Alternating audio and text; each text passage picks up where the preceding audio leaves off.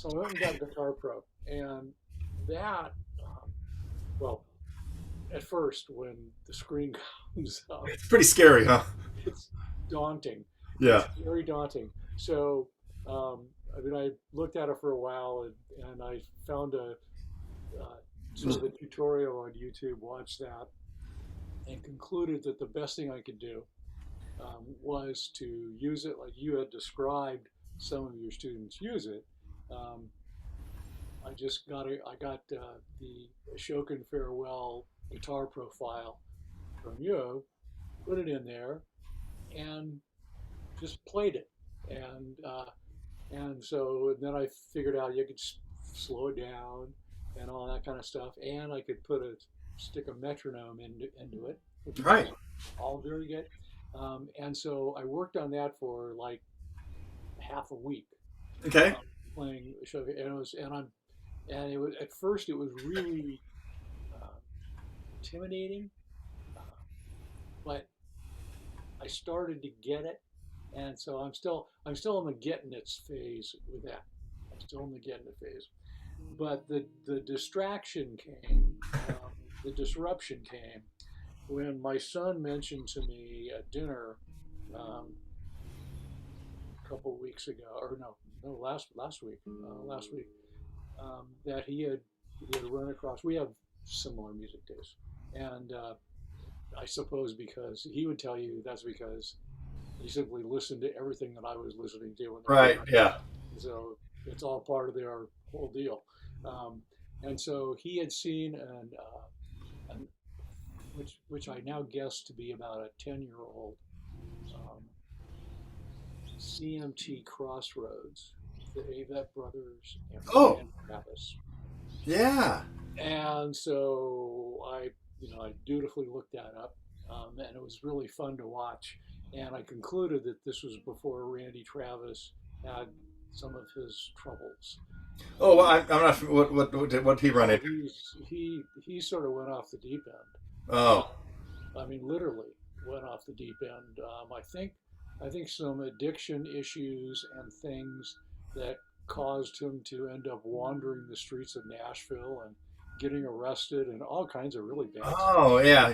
That's off my radar. Yeah. Not good, not good. Okay. But he looks pretty good in this video and or in these various songs, and so they're doing like those typical Crossroads things. They do some of his songs, some of their songs, and so one of the songs that they did in there, and I like the Avett Brothers.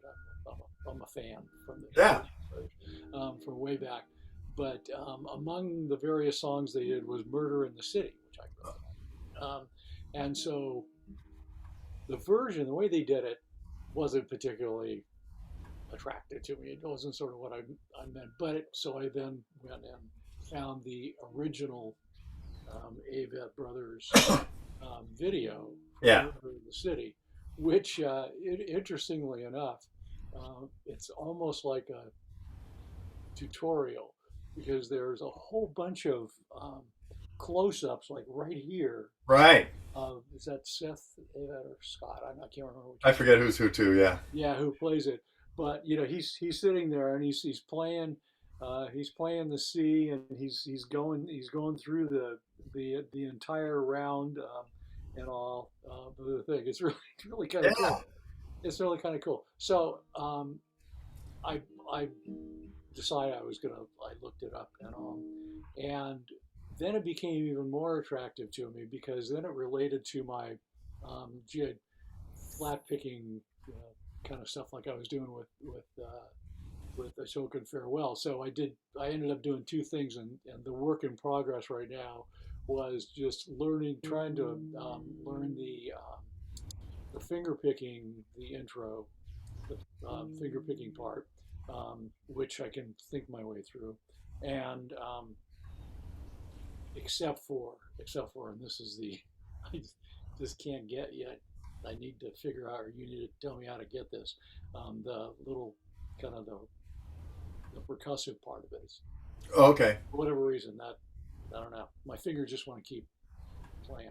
Um, but that, and then I just simply took the chart, and just did the descending bass line and found, just as one would think, that the melody's right in there if I do that. And so that's work in progress part two.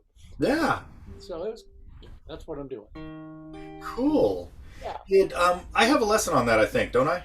Yeah. Oh yeah. Okay, good. Yeah. And there's a little guitar profile on that too. Good. And Okay. the guitar profile there's two things. There's the 4 bar finger picking intro, Right. and then there's the 4 bar strumming version of it, Okay. which the strumming version of it, where he's basically playing the melody with his thumb, and using his fingers. Yeah.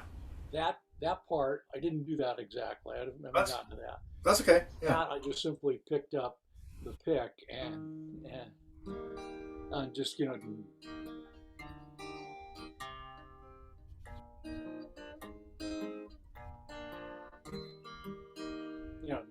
doing that. And Yeah. I know that there's more of the melody in there that I um, that I can find that I haven't quite found yet. Okay. Yeah, so that's what I'm doing. But I Wow. started with the finger picking part. That's why the capo's here, because that's what I think it's capo three. Yeah, capo three. Yeah. Yeah. Yeah. Wow. That's really cool. Let me listen to the song again to get it back in my head. Uh, Yeah. Yeah, the original YouTube uh, Vivo or whatever it is, Vevo. That's the one that I watched that seemed to be exactly. was that one of the ones where they were like in? Oh no. Okay, I'm looking at a different one.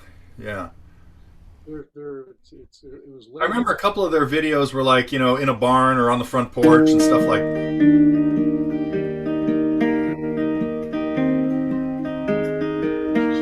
Oh yeah.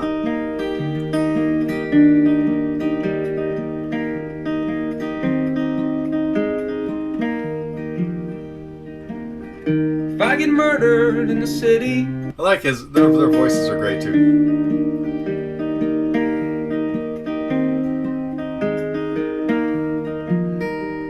Okay, so have you been able to find? Do I have that tabbed out really accurately or not necessarily? Yeah.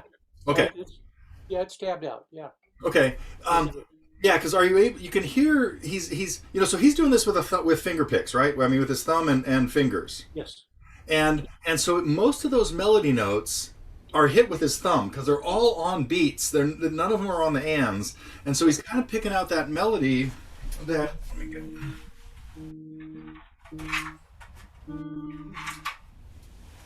Yeah. Not, yeah.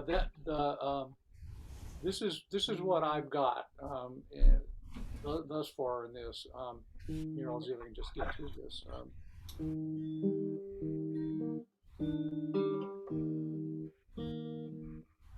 Yep.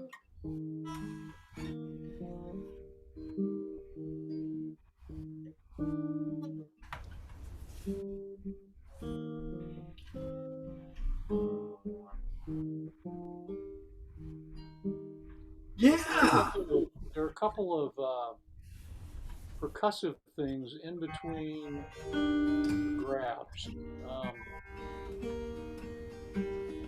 don't know if you can see. Oh yeah. Um, yeah. Okay. Got it. So, um, if you were to play just the melody with no other picking, what are like the main play the most of the melody notes happen at the speed of what kind of note? At the speed. Like when do you hear the second melody note? Uh,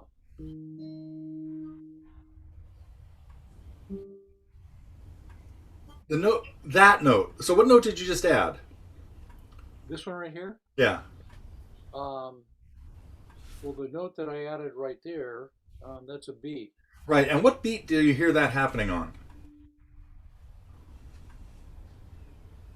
3. Yeah. And what I what I'm hearing right there when we're just listening to what we hear in that intro, is it's pretty much notes that are on beats 1 and 3 of every measure Yeah. are kind of the melody notes, Yeah.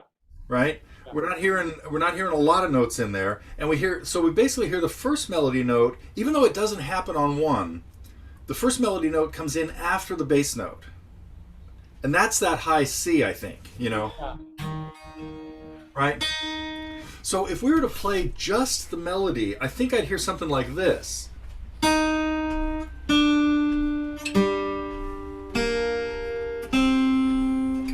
Uh, Yeah. okay, is that what you're hearing? Yes. Yeah.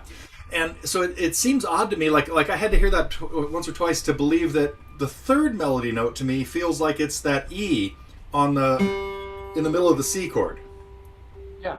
right? And then the fourth one feels like it's the open G. Yeah. And Then the chord changes, and the melody note is what? A. Right. And so that's on the first beat of the measure of F. Right. And then on the third beat of the measure of F, it's kind of the F in the melody, right?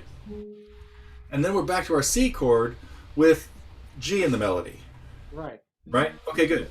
So that's how I heard that melody that we just listened to right there. Yes. And but so he does play every one of those notes. I'm sure he plays with his thumb, and then he's just got his other two fingers up here.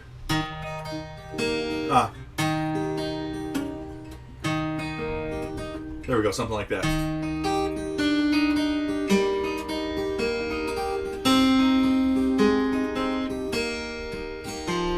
Whatever happens after that, but so you doing that with a pick and strumming is really a good. I mean, it's a great way to do it Yeah. too. So But when I was finger picking it initially, okay. so doing this way, it was just looking at the tabs and playing this because in the second one down here is the one where I think it's all on his thumb. Oh, He's playing it all with his thumb. The yeah. first one, I'm just if I was going to do this really slowly here, it would be.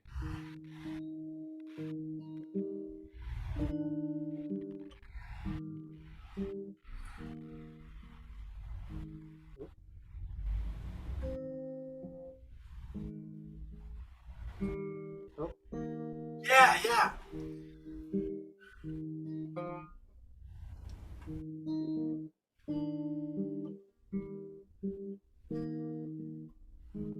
oh,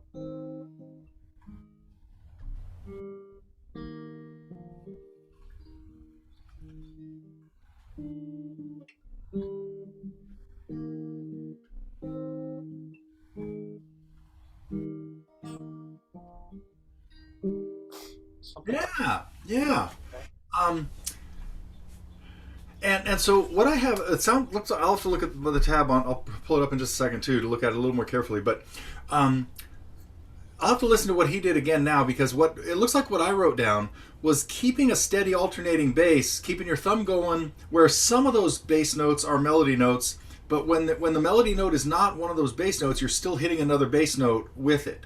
I mean, you're hitting like Yeah. C in the bass, right? So I'm Yeah. yeah. So and I don't think I heard him doing that when I just listened to this now. Let me listen to it one more time. Right, like when he hit that B in the melody on beat 3. Yep. He did not pinch a bass note with it. He only played the B by itself, which is what leads me to believe he played it with his thumb rather than pinching it. So I think what I was doing when I wrote that out was trying to put in a few more notes than he really played because he's also got like another guitar comes in, after he runs through it one time, and we're hearing the combination of the two guitars where the other guitar is probably keeping the steady bass going even while he's playing that little melody. Yeah. So Okay. I've probably made that intro a little more complicated than what he really did. Okay. Okay. I see. Okay. Yeah, but that means you should still be able to play it. It's a perfect thing to tackle. Right. Okay. Okay. So you're. So he played. I see. So it's. then Right. So when he put that B on, he played it with his thumb. yeah, He didn't play another bass note with it, like I've got it as a pinch with the low C in the bass. yes, Right. yeah. Yeah.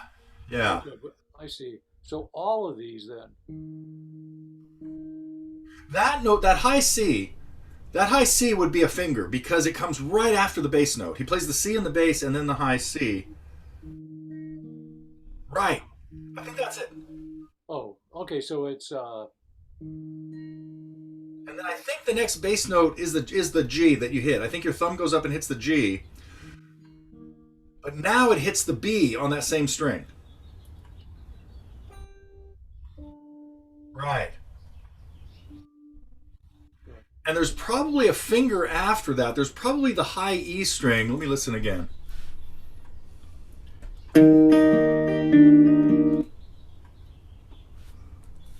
How do you do that?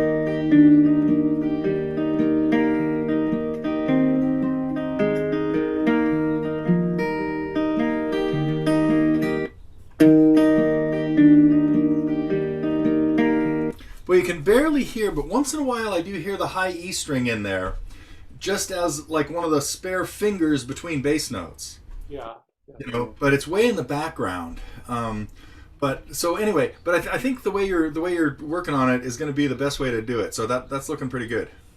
okay, okay.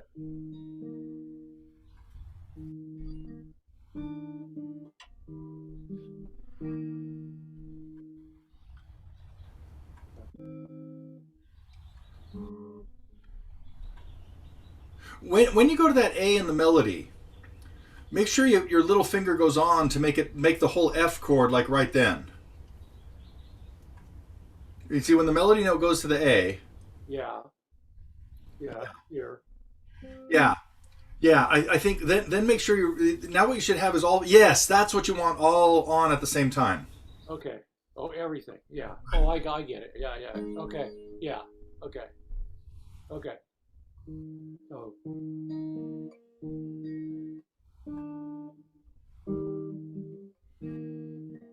Nope.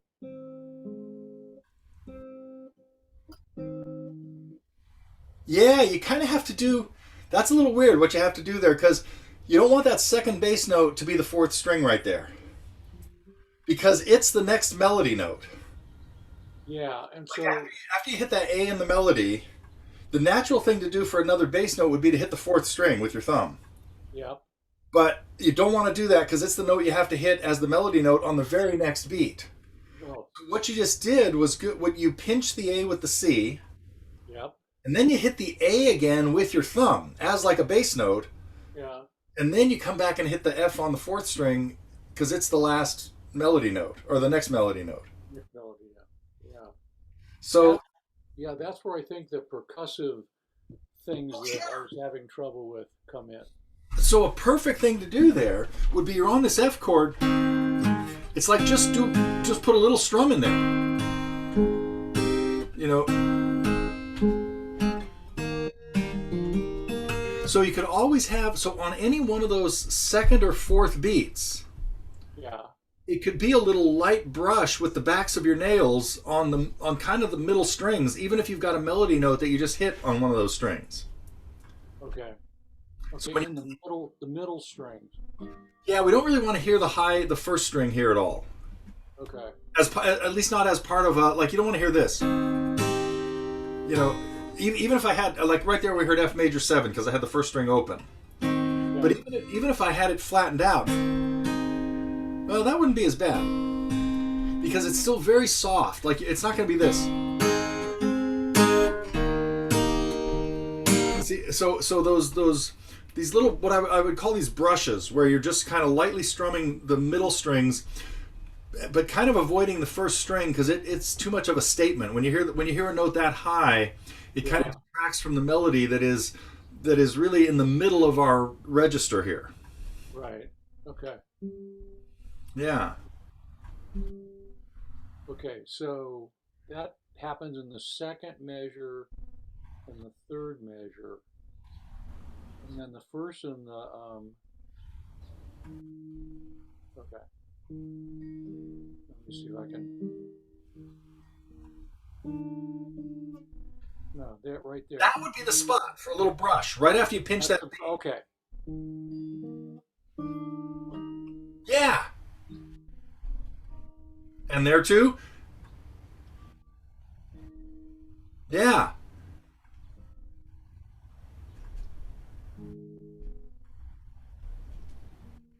Yeah. Okay. So.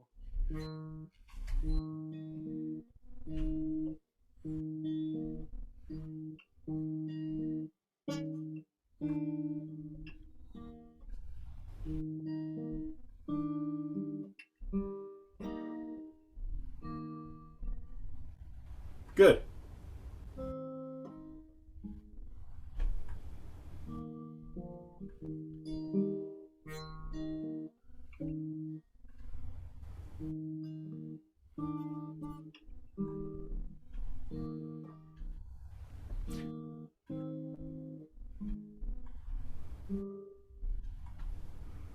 You know what? Brush after every pinch except on beat 2 of the first measure, because in the first measure we've got it separated where you go to a second bass note, right? Right. Oh, I guess you go to the G as the second bass note, right? Yeah. And then you bring in the B and either pinch it, but then that's when you should start brushing, like right there on beat 4 of measure 1.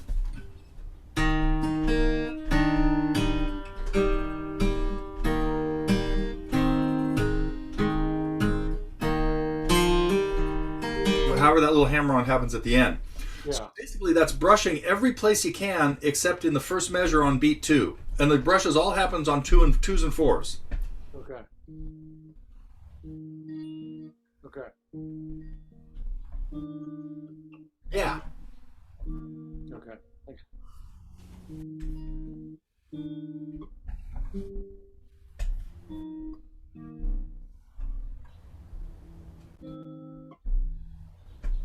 Make sure to have your little finger on again when you go to the yeah. Oh yeah.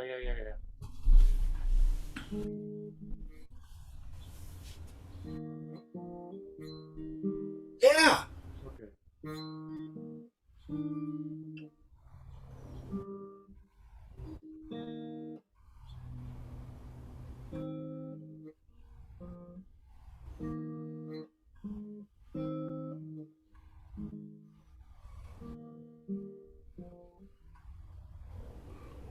That.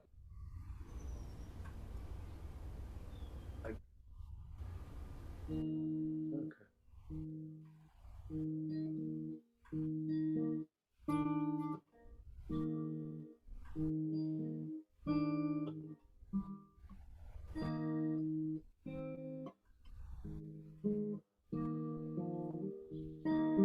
Yeah.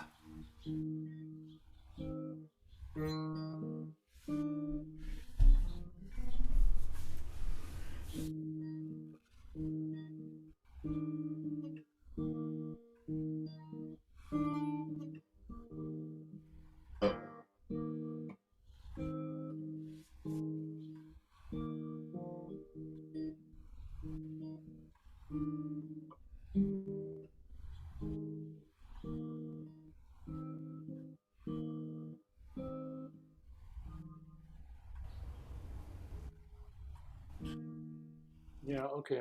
Yeah. Yeah, I think you got it. I gotta. Yeah. Yeah, those couple of melody notes that are on the 4th string are a little bit of an obstacle. You know, it's like it does seem weird to come in and pinch the 4th string with the 5th string in the bass. But but it Yeah. happens twice in there, you know? Yeah. Yeah. So if I flat pick this, then am I? Now you're not going to hear those bass notes on the 5th string. Now you're because every note you hit will be one of those melody notes. Oh. Except like in the beginning, you would still use the flat pick and a finger for that high C, and then a second bass note.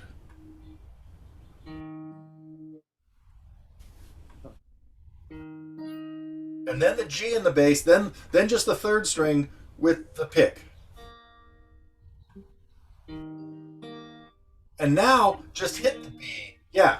And now just hit the B with the pick. Add your little finger. And then a little strum. Right. So now you're just going to pick out the melody notes with the pick and have the same little strum on beats 2 and 4 after every melody note that we just did there. Okay. Okay. Okay.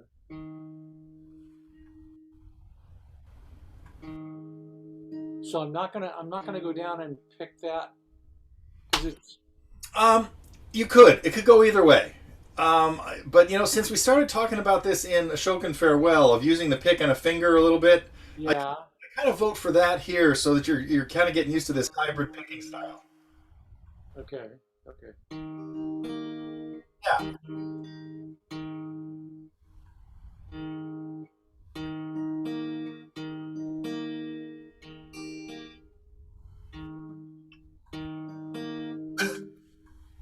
Then here. Then you have to hit the same string, right? You got to hit the same string with the pick, Yeah. the G string again, right?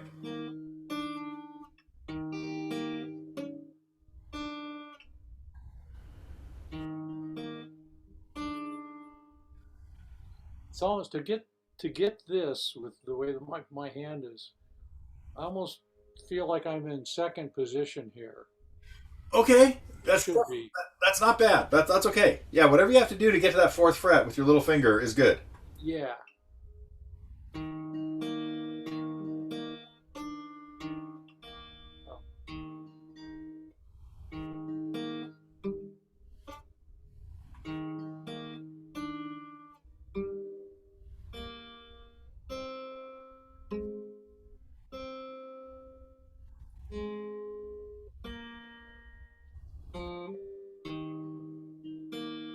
Yeah. But I need to fill in. Yeah. So you want to get a little bit more, and so maybe I might be now going back on the idea.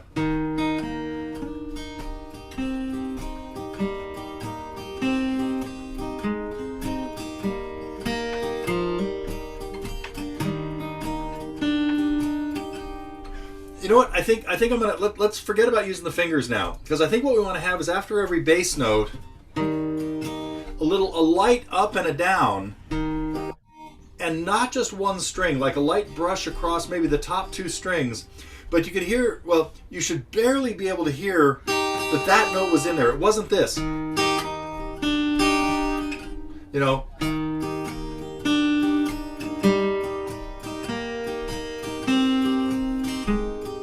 Almost like in the Needle and the Damage Done, we pick out those bass notes and we keep really light strumming in there.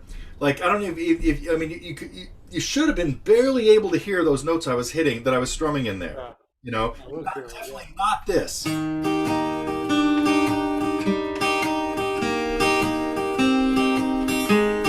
mean, that changes the whole character of the thing, you know? Yeah. So I was barely hitting those notes, so they're in there more percussively to where you almost can't even tell what they are. You know, you just hear noise in the background, but it's like a different channel, or a different layer. Yeah. Yeah. Okay. 30-second break here while I Okay. shut out the leaf blowers. Okay.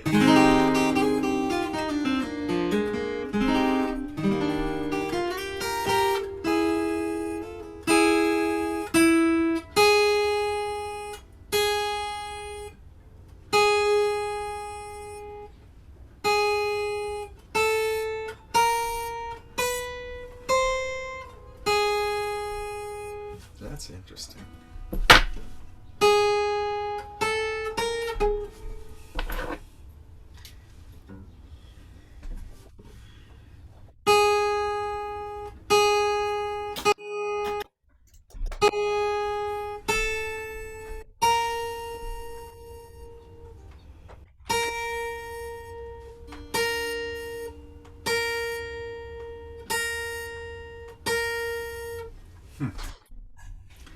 That's really interesting. Yeah, I just noticed. I was hearing some weird buzzing. I don't know if this is coming through very well on some of these notes on the first string. You hear a little rattle kind of behind it, Yeah, I heard that. Yeah.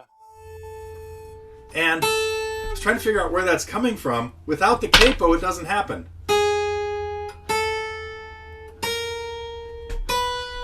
so what somehow notes behind the capo are vibrating sympathetically.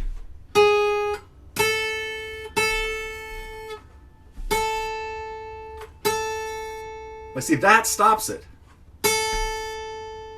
So in other words, there's some little frequency that is getting aggravated by these pitches. Yeah. So sometimes that's called a back buzz. It's a buzz that's happening behind the note you're playing on the same string. So it's just a anyway. It's weird. And see, it doesn't happen on this string, but see if I kill all the strings back here. Oh, there it was. Anyway, okay, sorry. Weird little tangent. So we were okay. It was the light buzz, and we're going to keep this motion going very light up down after every bass note. after every bass note. So Yeah. Perfect. okay.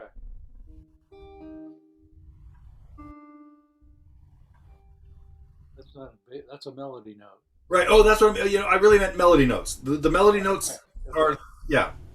Okay.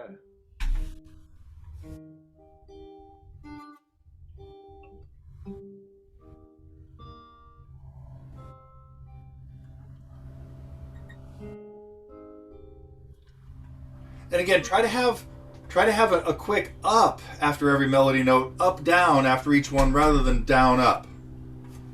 Oh, okay. Right. So it's not this.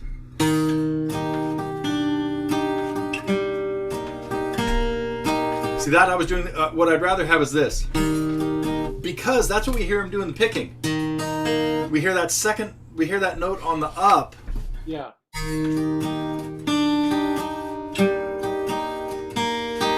So you want up down rather than so Yeah. you put the eighth note right after the bass after the melody note. Right. Okay. Yeah.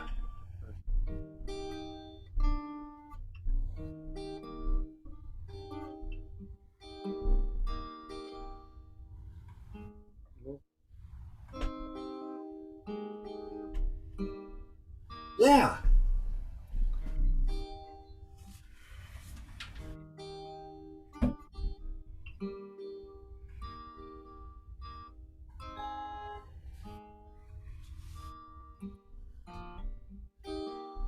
And so we'll do the hammer on there, right? The hammer-on is not going to happen. I think the hammer-on happens on beat 2.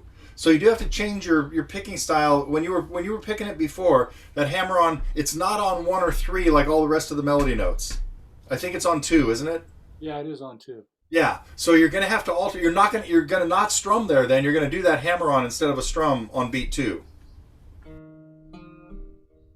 But what's the last melody note? What's the melody note? It's a G, right, on the first beat of that measure? No, it's a D. Oh, and the first of the measure. Yeah. No, it's a C. Oh, okay. And this is the fourth measure. Fourth measure. Okay. Yeah, so you're going to hit the C, which if you were finger picking it, you'd hit that with your thumb anyway. But then, Right. then you're going to do the hammer-on E, the D to E hammer-on beat 2, rather than the strum there. Right. Right, just like that. Yeah, perfect. And then you have time on beat 4 or the and of 3 and 4 to do that the same up down.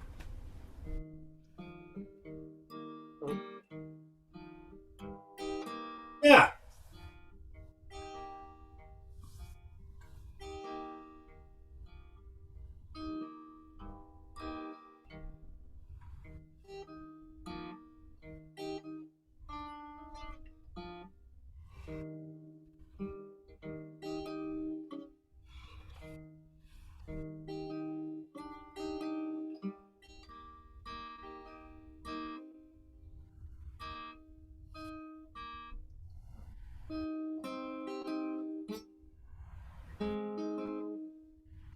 We need to go to that earlier. Yeah, they should really go back down together. But you know what? did something there that might sound cool. Rather than hitting the A clean, hammering on the A from G to A would be a nice little embellishment on there. Okay. Okay. Let me see if I can do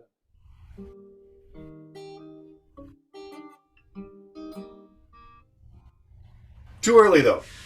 that. Huh? Too early. That was let me think. Yeah, because the fourth melody note is G. And what you did was you did the hammer on to A on that G. You should have hit the G, and it's the beginning of the third measure that you do that you hit the G again and hammer on the A, right? Right. Okay. Okay. If I do the A as a hammer on though, I'm not. No, you still have time to do. Oh, you probably wouldn't put the up in there because the A would land. The A would land where the up would happen. Up So you would not put. You would just do a down after you hammer it, probably. Well, no, it could still work. If you do the hammer on fast enough, you could. It could be before the up.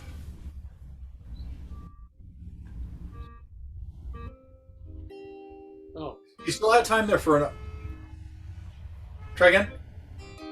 Yeah, you still have time to put those together. If the hammer-on's fast enough, you don't want the hammer-on and the up happening at the same time. So the hammer-on is not an eighth note. Then it's really just a 16th note. You're hammering on. It's almost more like a grace note. Like you were just late getting there. You know, you were just a little late on the A, but you can claim that was intentional. And good. it'll sound cool. Like I don't know if you can hear that, but here's what that'll sound like. Okay. Ah.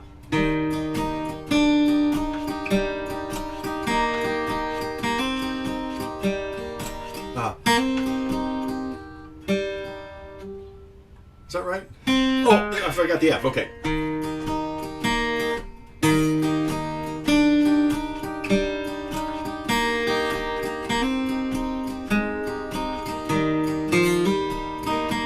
Something like that. Yeah. So that hammer-on was more grace note-y style rather than. There I did it as an eighth note, and now I can't play the up in there. So then I would come in with the down behind it. But if I do it more like a grace note where I jump on it, it's just a little bit late. I mean, I hit the G right on time, but I hammer on the A before the up, so the up still happens in its Yeah. spot, Okay. and that means that G was a 16th rather than an eighth. Okay. And a grace note. The definition of a grace note is. So a grace note is a note that gets hit before the primary note. No, I'm sorry. It gets hit exactly when you would have hit the primary note, not before. It's not early. So I would hit that G right on the down that I should have hit the A on, but I got to A virtually instantly. You know, something like that. That's the idea of a grace note, as opposed to.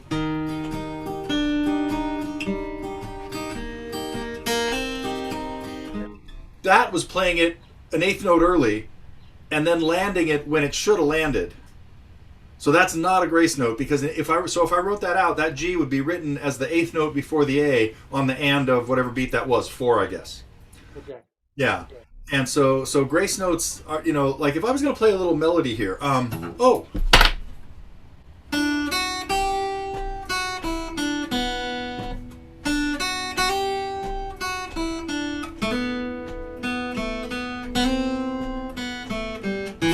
Ah. So I put like a bunch of grace notes in there that were all hit right when I would have hit the melody note, Yeah. but they were a note below it, and then I hammered on the right note late. So the primary note is a hair late, and so really the definition of a grace note is it has no time. Well, the definition says it has no time. It doesn't get timed. It actually steals or borrows its time from the primary note that it is attached to. Okay. It doesn't happen before. Okay. Okay. Yeah. There must be a singing equivalent to that.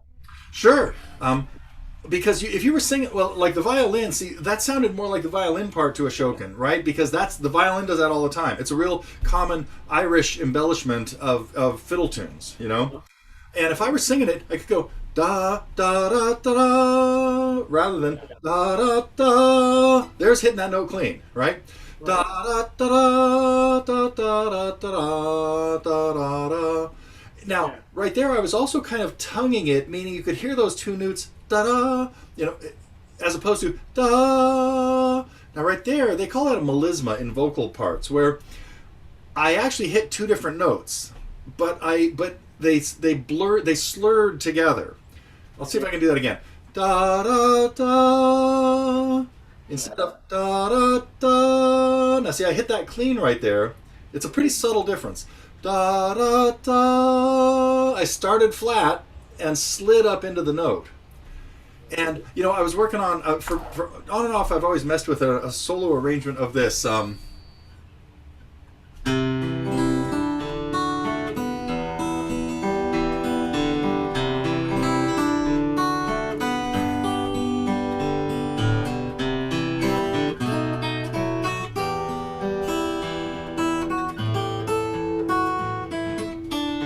know, Linda Ronstadt's "Long, Long Time."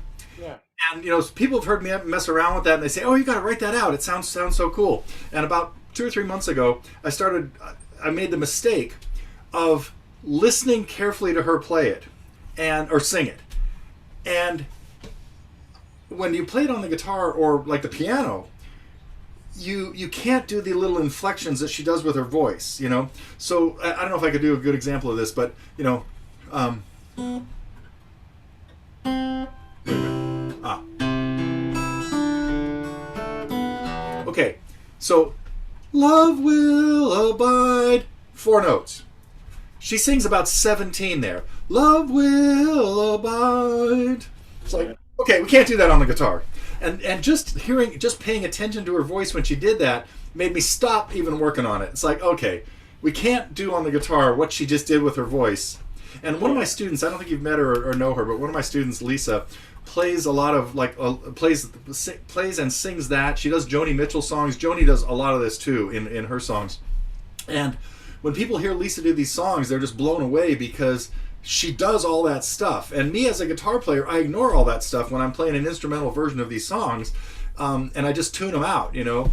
But anyhow, so when I said I better listen to what Linda really did here, and then I listened to it and I say, oh man, I'm abandoning this project, and now I have to like just get up the nerve, not the nerve, but I have to get back on it and quantize the whole thing. It's like, you know, so where she sang 5 notes, I'm only doing one, you know, because Yeah. and that's how you play it, like on the anyway. So yeah, that's Wow. yeah, Fun. Well, I got lots to work on in Murder in the City here. yeah, great tune. Besides, yeah, this is a lot of fun. It's a nice little story too. Oh, I don't remember the yeah. That's something else. I generally don't pay attention to lyrics. Yeah, I yeah, do remember when I was putting together I think I did 5 or 6 Avett Brothers tunes, and it was to put together a pack of their songs, and yeah, really enjoying them at the time. You know, it's like I really hadn't heard them till one of my students mentioned them. Says, "Hey, I want to learn this by the Avett Brothers," and I showed him the song, or we listened to the song, and then I thought, "Wow, this is really cool." And there's really cool, you know, kind of rootsy down home. I mean, they're all relatively simple, you know. And I remember at the time, this is like totally off the subject, but you know how you try to keep track of things like which one is Seth and which one is Scott, right, or something like that. And the way I try to put those things together in my head, and I don't remember now which one is which, but I remember, okay, one of them's taller and one of them's shorter, and I would say, oh, the one with the shorter name is probably the shorter one, right? Or I would remember that no, it's reversed from what I would guess. It's like, okay, Seth has got to be the taller one then, because and so when I was trying to keep those guys straight, it's like that's how I had it. That's how I, you know, file things away in my head is yeah. some other reference, you know, port and starboard. Well, port is a shorter word. It's left. Starboard's a bigger word. It's right. Right. You know, I mean, so that's anyway. My little organization. Starboard. Port out, starboard home. The disputed Ah. acronym for the term posh. Oh, okay. So it's in dispute. but the disputed version says that the word posh came from a ticket notation when the British were sailing during the height of the British Empire, when they would sail from England to India. Wow. And so the most desirable accommodations are the accommodations where you can see the land. Ah, sure. And it's port out, starboard home. Because port is left, looking at the coast. Yep. Yeah. Got So and so I mean it's such a good one that you want to say, oh yeah, it's got to be right. it. Yeah. Yeah, it's got to That's be really right. cool. Right. Yeah. Okay. All right. Next All right. week I'll be the other venue.